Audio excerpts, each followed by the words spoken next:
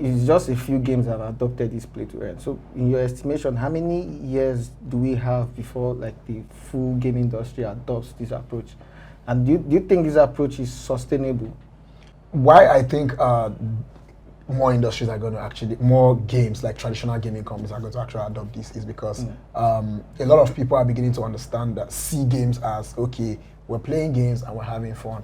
But I think I'm giving more value than the game is actually giving to me.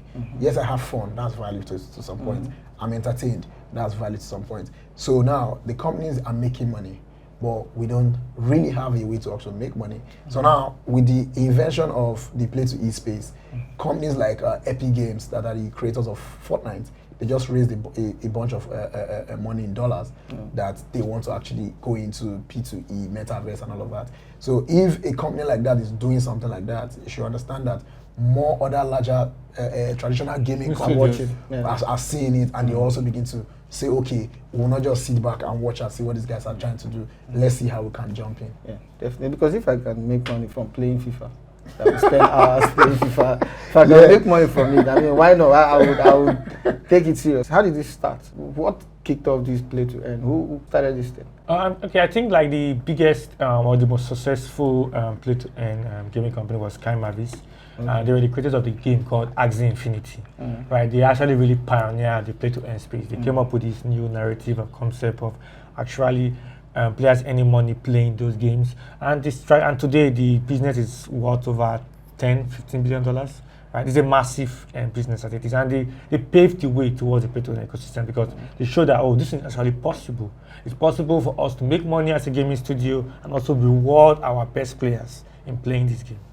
So from my readings, I've noticed that the countries adopting this approach the most are low income, low wage countries, and Nigeria obviously is a low wage, low income country, and like in Lagos, the average income is between 50 to 70K.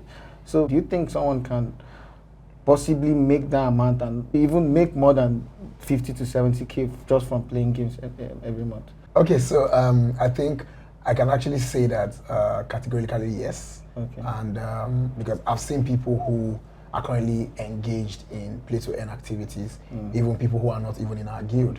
And these are people who, they pick up these games and they invest their time to learning. So, but the first thing I would like to tell people is, just like the way you go to school to learn and get a job, that's the same way when you're coming into an industry like this, you need to understand and learn how to play and become better. Commit some time in the day, daily, and become better. Before you know it, you become very good. And if you're the person who cannot afford to buy the NFTs or the characters that you need to play and make money, so that's where guilds like Gamic come in. And if you see what happened in the Philippines, I watched interviews by one of the largest guilds in the world where they took Axie to the Philippines, and I saw older people who were old enough to be maybe my grandmother and my grandfather, and it was very amazing. And they said that because of Axie Infinity, they've been able to start buying their drugs that they couldn't afford before. So you now realize that if people can actually start holding on to something like this and say, okay, they take it seriously, they will earn good money. There are gamers who are making over $300-400+ a month at this space, playing on that Gamic banner. If you improve and you play, you get better, you make more money. All depends on your commitment and your time. Speaking of time, how many hours do you think someone should spend on gaming every day to earn a livable wage? So I think the hours is based on the player, right? Okay. Obviously, to make more money, it means you need to commit more time. So, but from our players, averagely we see players committing between 3 to 5 hours playing games and actually succeeding. There are players who play way more than that. At the end of the day, it's all based on the player, time, availability, and commitment, and their perceive or their target goal in terms of their earning. Because the more time you commit to get better, to improve, right, to win these competitions, the more money you stand to make. So it all depends on the player, really.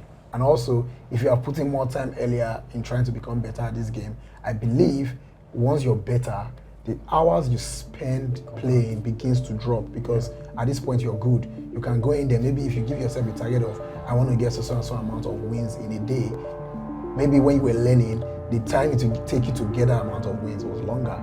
But this time around, because you have become better at the game, the time you spend is shorter.